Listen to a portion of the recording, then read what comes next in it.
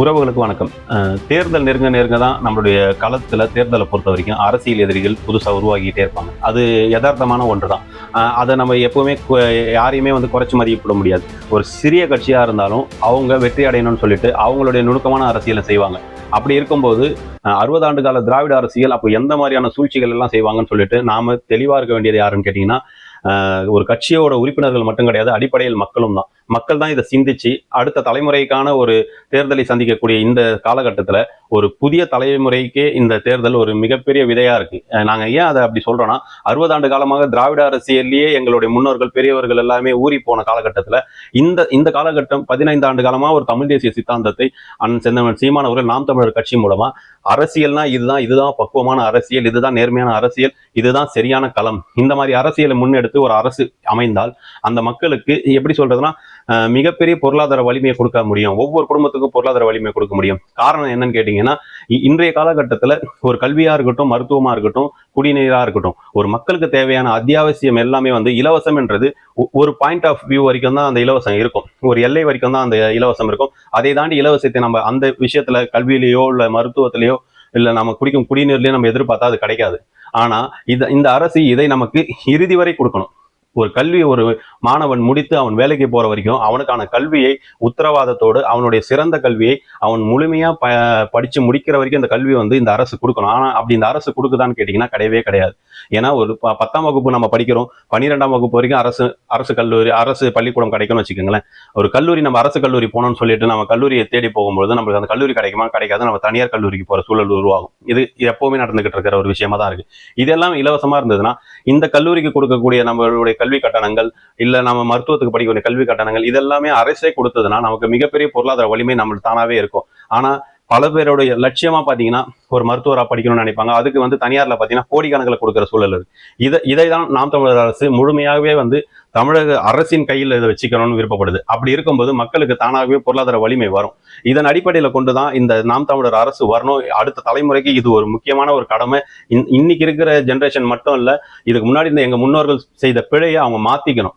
என் பெற்றோர்களா இருக்கட்டும், எங்களுடைய தாத்தா பாட்டியா இருக்கட்டும், இந்த மாதிரி எங்களுடைய முன்னோர்கள் எல்லாருமே அவங்களுடைய நிலைப்பாட்டை மாறி வரணும். அந்த நிலைப்பாட்டை மாறி வர காலகட்டம் தான் இந்த காலகட்டம். அதற்காக தான் சொல்றேன், இந்த தேர்தல் ஒரு அடுத்த தலைமுறைக்கான ஒரு மாற்று அரசியலுக்கான புரட்சி. அதை நான் மையப்படுத்தி தான் நாம் தமிழர் கட்சி தொடர்ந்து களமாடிக்கிட்டு இருக்கு.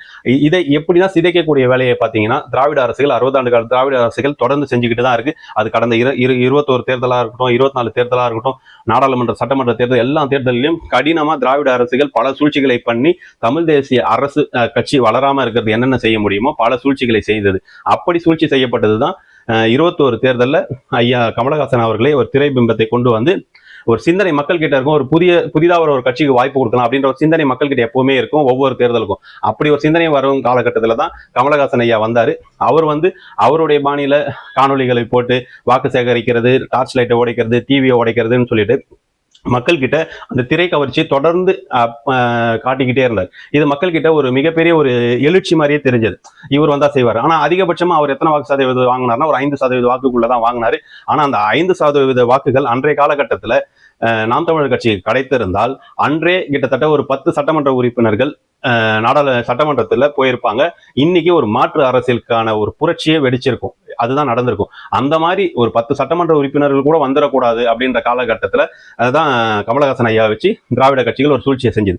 இன்னைக்கு எப்படி இருக்குன்னு பாத்தீங்கன்னா, அதிகாரபூர்வமா இன்றைய காலகட்டத்தில் நாம் தமிழர் கட்சிக்கு 20%லிருந்து 25% வாக்குகள் உறுதியா கிடைக்க வாய்ப்பு இருக்குன்னு சொல்லிட்டு ஒரு பல சர்வே சொல்லப்பட்டாலும், சில சர்வேகள் குறைவா சொல்லப்பட்டாலும் அந்த சர்வே கூட வந்துடக்கூடாது, குறைவா சொல்லக்கூடிய எண்ணிக்கை கூட வந்துடக்கூடாதுன்னு சொல்லிட்டு திராவிட கட்சிகள் சூழ்ச்சி எப்படி போயிருக்குன்னா இன்னைக்கு ஒரு புதிய அரசியலை கொண்டு இன்னைக்கு நிறுத்தி இருக்கு. இது மக்கள் கிட்ட எப்படி இருக்குன்னா, மீண்டும் எப்படி கமலஹாசன் ஐயாவை பார்த்தாங்களோ அதே மாதிரிதான் இந்த அரசியலையும் இந்த புதிதாக வந்த கட்சியும் பார்க்குது.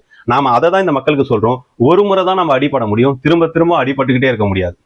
அண்ணன் சொல்ற மாதிரி போதிக்கும் போது தெரியாது, பாதிக்கும் போது தான் தெரியும். கமலஹாசன் ஐயாவை நீங்க பாத்தீங்க, வாக்களிச்சீங்க, அவர் கூட பயணம் பண்ணீங்க. அவர் கூட பயணம் பண்ணி இன்னைக்கு வாக்கு செலுத்தியவங்களோட நிலைமை என்னன்னு பாத்தீங்கன்னா, அவங்க எல்லாமே ஒரு ஏமாற்றம் அடைஞ்ச மனநிலையில தான் இன்னைக்கு இருக்காங்க. இப்படி இருக்கிற சூழல்ல மீண்டும் அதே திரை கவர்ச்சியை பார்த்து மீண்டும் அந்த திரை பிம்பத்துல போய் விழுந்துடக்கூடாதான் நம்ம சொல்றோம். நாம ஒரு விஷயத்த தெளிவா சொல்றோம். புதிதாக எந்த கட்சி வந்தாலும் அது வரவே இருக்கணும். ஆனா திராவிடத்தை தூக்கி பிடிச்சி மீண்டும் ஒரு புதிதாக ஒரு அரசியல் கட்சி வந்தா அது உண்மையாவே இந்த கட்சிக்கு இந்த நாட்டுக்கு நலனான்னு கேட்டீங்கன்னா உண்மையா நன்மை பயக்காது. கொஞ்சம் சிந்திச்சு பாத்தீங்கன்னா உங்களுக்கே புரியும். திராவிட அரசியல் முழுக்க முழுக்க தமிழ் தேசிய அரசியல் எதிரானது. அது எதை வச்சு சொல்றேன்னா தமிழக மக்களுக்கு எதிரானது. மக்களுக்கான அரசியலா அது என்னைக்குமே இருக்காது. அது இன்னைக்கு செயல்பட்டு இருக்க பல திட்டங்கள்ல நீங்க பார்க்கலாம். இதே திட்டங்கள் தான் திராவிட அரசியல் புதுசா வரவங்களும் செய்ய முடியுமே தவிர அவங்க ஒரு மாற்று அரசியல் செய்யவே முடியாது. அவங்க ஊழலை பத்தி பேசலாம், என்ன வேணாலும் புரட்சிகரமா பேசுறதுக்கு முயற்சி பண்ணலாம். இந்த முயற்சி எல்லாமே மக்களை கவர்ச்சிக்காக பேசக்கூடியதே தவிர அது அது அந்த அந்த கவர்ச்சிக்காக பேசக்கூடிய அவர் செயல்படுத்தவே முடியாது. காரணம் என்னன்னா அவங்களும் அந்த அரசியலே தான் விரும்புறாங்க. அந்த அரசியல் இந்த நாட்டுக்கு நலனான்னு கேட்டீங்கன்னா உண்மையா நலனான விஷயம் கிடையாது. கொஞ்சம் சிந்திச்சு இந்த மக்கள் இந்த முறை 2026 ஒரே ஒரு வாய்ப்பு தான் இருக்கு. அந்த வாய்ப்பு தமிழ் தேசிய கட்சிக்கு மட்டும்தான் நீங்க கொடுத்தா மட்டும்தான் இந்த ஒரு புதிதாக ஒரு அரசு அமைந்து ஒரு சிறப்பான அரசு அமைந்து ஏற்கனவே செய்த ஊழல்களை அம்பலப்படுத்துவதற்கு இந்த ஒரு தமிழ் தேசிய அரசால் மட்டும்தான் முடியும். இதை நீங்க சிந்திச்சீங்கன்னா உங்களுக்கு நல்லாவே புரியும். ஏன்னா நாம் தமிழர் கட்சியை பொறுத்த வரைக்கும் எப்படி சொல்றதுன்னா முன்னாள் எம்பி முன்னாள் எம்எல்ஏ சொல்லிட்டு திராவிட கட்சியில இருக்கக்கூடிய யாருமே அந்த கட்சியில இணைஞ்சதும் கிடையாது. அவங்களால இணையவும் முடியாது. ஏன்னா அந்த கட்சியோட கொள்கைக்கு அவங்க செயல்பட்ட ஏற்கனவே அந்த எம்பியா இருக்கட்டும் எம்எல்ஏவா இருக்கட்டும் இவங்க எல்லாம் செயல்பட்டது எல்லாமே அந்த கட்சிக்கு எதிராக தான் செயல்பட்டோம். அது அவங்களுக்கே நல்லா தெரியும். நாம் அப்படிப்பட்ட ஒரு நபர் அந்த கட்சியில போய் இணைஞ்சா அது நாளைக்கு நமக்கு பின்னாடியே நம்மளே அந்த கேள்விக்கு உள்ளாகும் தெரிஞ்சுதான் ஏற்கனவே களத்துல இருந்த எந்த அரசியல் பிரமுகர்களும் பெருசா நாம் தமிழர் கட்சியில இருக்க மாட்டாங்க. காரணம் அவங்க நேர்மையா இருந்தா அந்த கட்சியில பயணம் பண்ண முடியும். நாம் தமிழர் கட்சி நேர்மையா அற்றவர்களா அவங்க பயணம் பண்ணியிருந்தாலும் வரவே மாட்டாங்க. இந்த புதிதா வரக்கூடிய கட்சியில எல்லாம் நீங்க போய் பாத்தீங்கன்னா ஏற்கனவே இந்த கட்சியில பொறுப்புல இருந்தக்கூடியவங்க இப்போ அவங்க அந்த அரசியலை விட்டு ஒதுங்கி இருக்கிற காலகட்டத்தில் மீண்டும் புதிதாக அந்த கட்சியில இணையத்துக்கு அதிக வாய்ப்பு இருக்கு. இதெல்லாம் நீங்க மக்கள் சிந்திச்சீங்கன்னா உங்களுக்கு நல்லாவே புரியும். ஏன் நம்ம இந்த விஷயத்தை தொடர்ந்து சொல்றோம்னு சொல்லிட்டு எளிய பிள்ளைகள் எந்த பின்புலமும் கிடையாது, பெரிய பொருளாதார வளர்ச்சி அடைஞ்ச பிள்ளைகள்லாம் கிடையாது. ஒரு அரசியல்ல ஒரு திராவிட கட்சிகளை எதிர்த்து இந்த காலத்துல பேச முடியுமான்ற ஒரு காலகட்டம் இருக்கும்போது 10 ஆண்டு காலத்துக்கு முன்பு அப்படி ஒரு புரட்சிகரமான ஒரு மனிதரான சீமான் அவர்கள் இந்த திராவிட அரசை எதிர்த்து பேசினார்.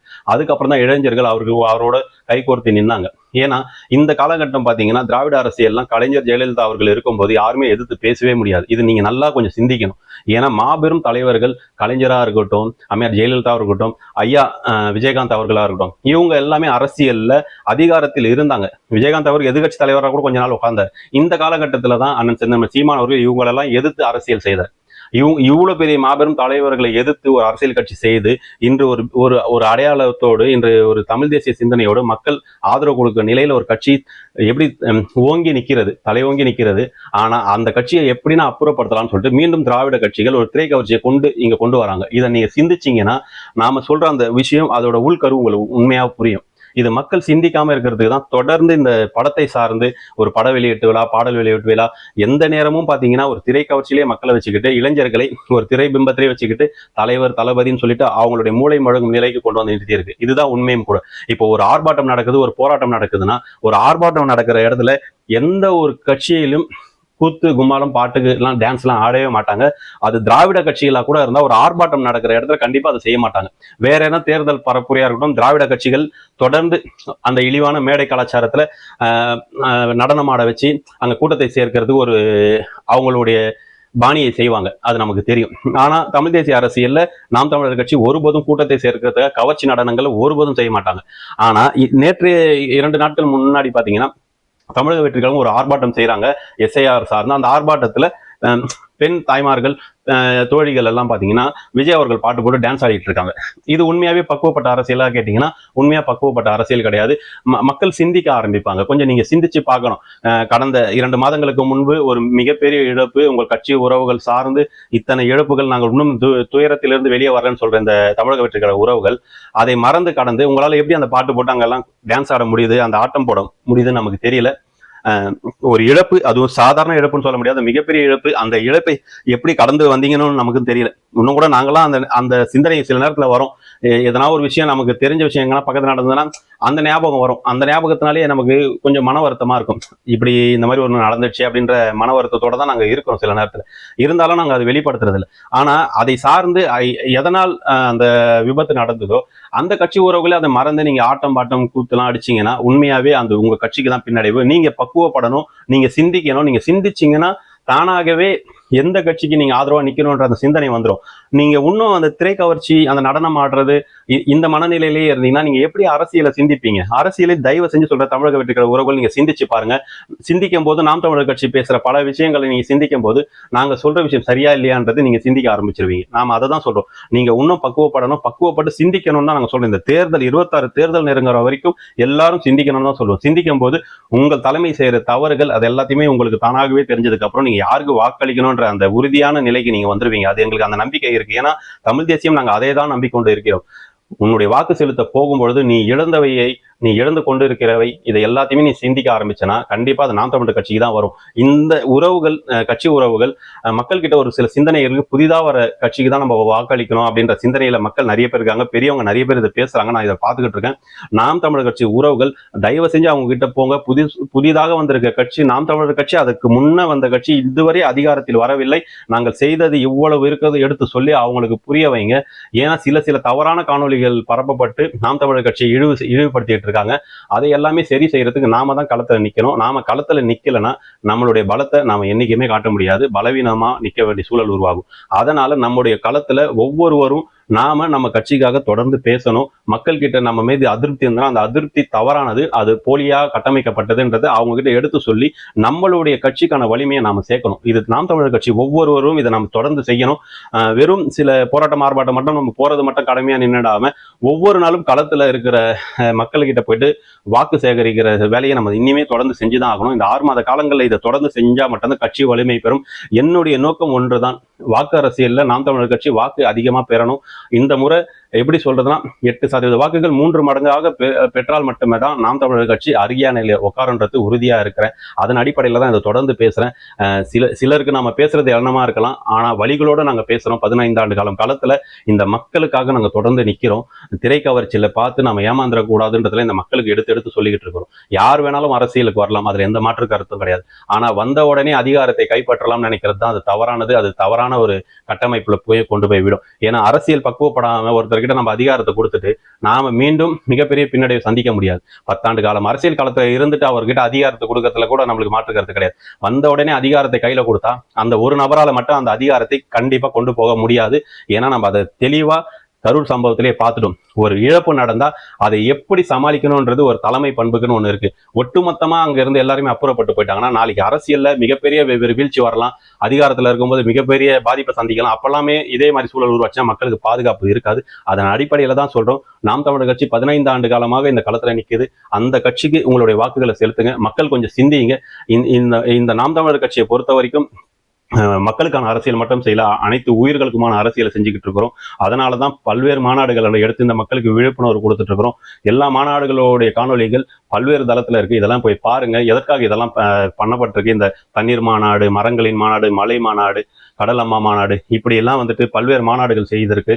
அந்த மாநாடுகளை அண்ணன் செந்தமிழ் சீமான் அவர்கள் பல்வேறு உரைகளை உரையாற்றி இருக்கிறார். இந்த உரைகள் எல்லாம் கொண்டு போய் மக்கள் கிட்ட சேருங்க. அதை மக்கள் இந்த காணொலி வாயிலாக சொல்றேன், இந்த மாநாடுகள் எல்லாம் நீங்க வலைவலியில தேடினீங்கன்னா இந்த மாநாடு சம்பந்தப்பட்ட எல்லா விஷயங்களும் வரும். நீங்க இதெல்லாம் பார்த்தீங்கன்னா தானாகவே நாம் தமிழர் கட்சி மக்களுக்கான அரசியலுக்கான கட்சின்னு தெளிவா உங்களுக்கு தெரிஞ்சிடும். அதன் அடிப்படையில இந்த கட்சிக்கு நீங்க தொடர்ந்து உங்களுடைய வாக்கை செலுத்துங்க. நீங்க கொஞ்சம் சிந்தனையோடு நாம் தமிழர் கட்சி தேடி பாருங்க. அதனுடைய 15 ஆண்டு காலம் கள உழைப்பை பார்த்தீங்கன்னாலே நாம் தமிழர் கட்சி இந்த ஹரியானையிலே 26ல கண்டிப்பா வரணுன்ற எண்ணம் உங்களுக்கு வரும். அந்த எண்ணத்தை நீங்க கண்டிப்பா உங்க மனசுல விதைங்க. தொடர்ந்து என்னுடைய காணொலிகள் பாருங்க. நன்றி, வணக்கம். உறவுகள், நீங்க இந்த வலைவலியை பார்த்துட்டு இருந்தீங்கன்னா நீங்க சப்ஸ்கிரைப் பண்ணி மேலும் ஆதரவு கொடுத்து இந்த மாற்றத்தின் மண் விழித்திரு தமிழா வலைவலியை கொஞ்சம் மெருகேற்றுமாறு கேட்டுக்கொள்கிறேன். நன்றி, வணக்கம்.